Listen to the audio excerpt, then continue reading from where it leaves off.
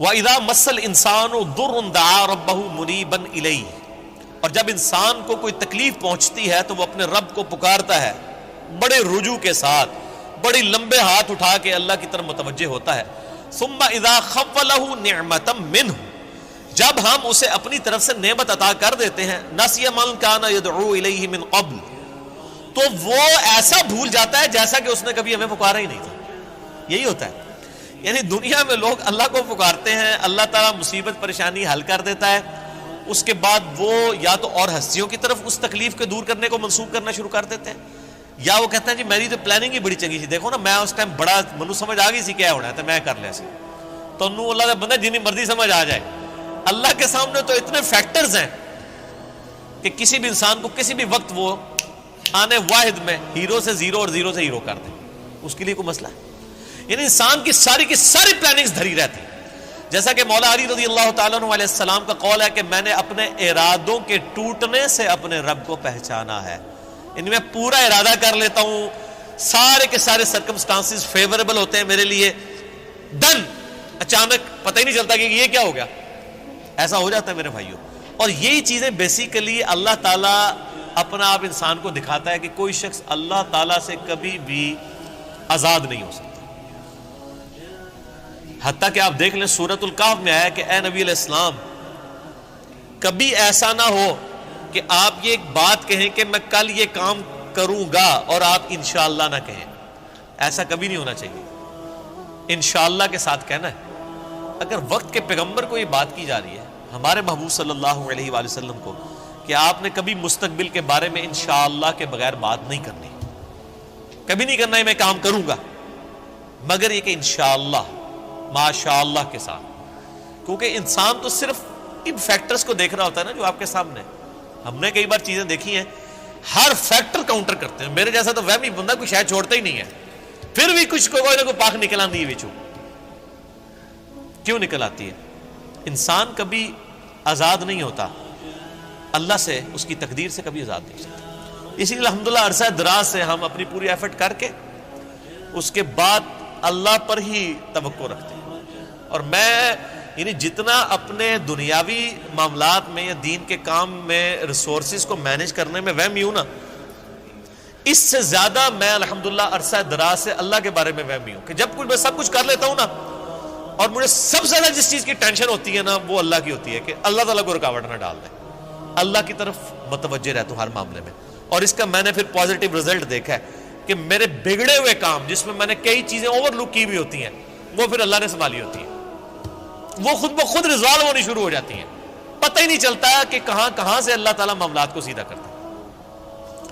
وَمَن يَتَّقِ اللَّهَ يَجْعَل لَّهُ مَخْرَجًا وَيَرْزُقْهُ مِنْ حَيْثُ لَا يَحْتَسِبُ، یہ قرآن کی آیت ہے سورہ طلاق کی، جو کوئی اللہ پر تقوی اختیار کرے گا ہم اس کو وہاں سے رزق دیں گے کہ اسے گمان بھی نہیں ہوگا۔ ان اللہ بالغ امری، اللہ تعالیٰ اپنے کاموں کو پورا کر کے رہتا ہے، اللہ نے جو ارادہ کر لیا نا جس کام کو بلوغت تک لے کے جانے کا وہ اس نے کر دیتا ہے، لیکن قد جعل اللہ لکل شیء قدرا، لیکن ہر چیز کے لیے اللہ نے ایک اندازہ مقرر کر رکھا ہے، یعنی جب وہ وقت آئے گا نا تبھی وہ معاملات ہوں گے، اس سے پہلے نہیں ہو سکتے، آپ جتنا مرضی ٹل لگا لیں، جس چیز کا جو وقت ہے وہ اسی وقت پہ ہونا۔ تو اللہ تعالیٰ فرماتا ہے کہ یہ جب ہم ان کو عطا کر دیتے ہیں پھر یہ فوراً اللہ کو بھول جاتے ہیں۔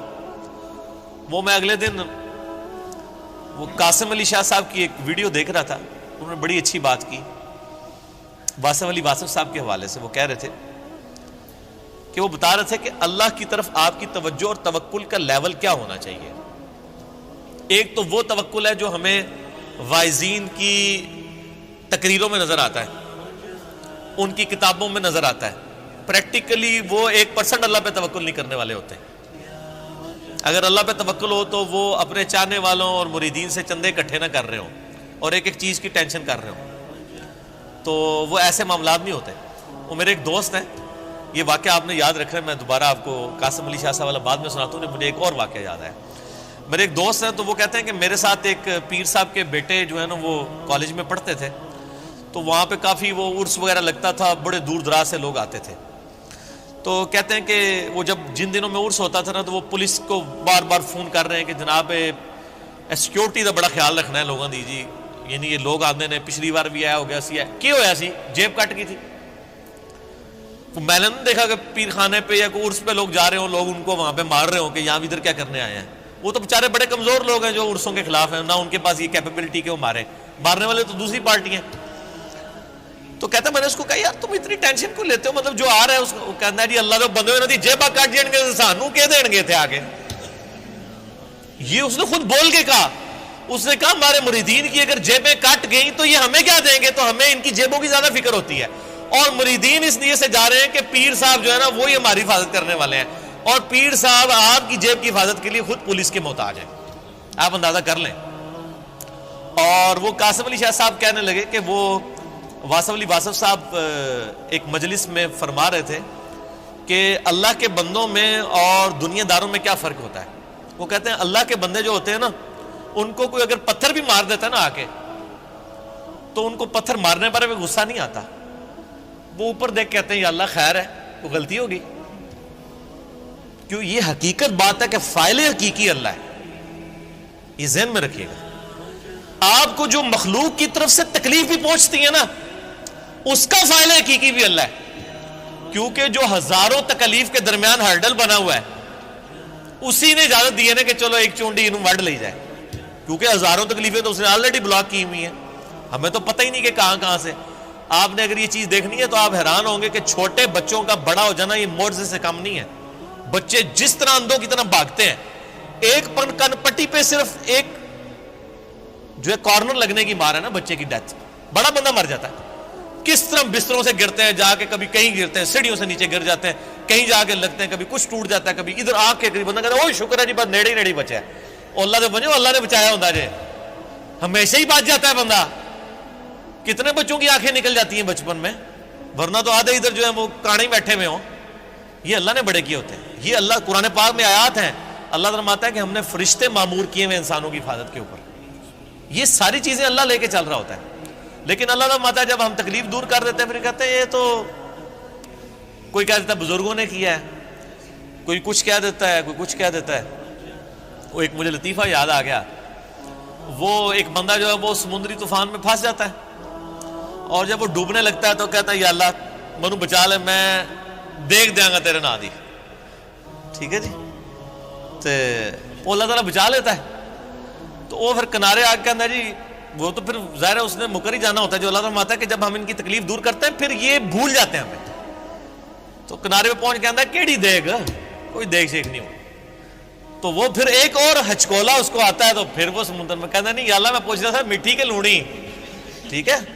کیڑی دیکھ تو مراد ہے, مطلب نہیں یہ اللہ نے تو نہیں دھوکھا دیتا جا سکتا, دنیا ہی دھوکھا دیتا جا سکتا ہے کہ میٹھی دیکھ یا نمکین. تو یہ وہی چیز ہے, اللہ تعالیٰ فرماتا ہے کہ یہ جب ہم ان کی تکلیف دور کرتے ہیں تو اس طرح بھول جاتے ہیں کہ جیسا کہ ہمیں کبھی پکارا ہی نہیں تھا. وَجَعَلَ لِلَّهِ أَنْدَادًا, اور اللہ کے مقابلے پہ اور ہستیاں کھڑی کر دیتے ہیں کہ یہ انہوں نے کیا ہے. بچہ اللہ نے دیا ہوتا ہے, کہتے ہیں نہیں وہ ان کی وجہ سے ہوا ہے. لِيُضِلَّ عَنْ سَبِيلِ, تاکہ بہکا دیں اللہ کی راہ سے. حقیقت بات ہے کہ یہ شیطان انسان کے دل میں یہ وسوسہ ڈالتا ہے کہ یہ فلاں کی وجہ سے ہوا ہے. آپ ہندوؤں کے پاس چلے جائیں, وہ بھی یہی کلیم کرتے ہیں کہ جی ہم فلاں مندر میں گئے تھے تو ہمیں اولاد ہوگی, حالانکہ اللہ دے رہا ہوتا ہے.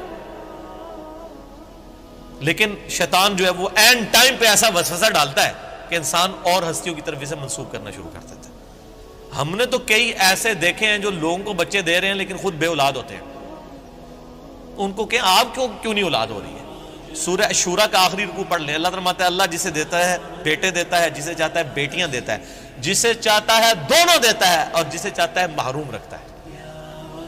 نبی علیہ السلام کی صرف ایک بیوی ہے جس سے اولاد ہے, سیدہ خدیجہ سے, یا ایک ماریہ قبطیہ سے سیدنا ابراہیم علیہ السلام پیدا ہوئے, وہ بھی فوت ہو گئے. باقی آپ کی ساری بیویاں بے اولاد ہیں.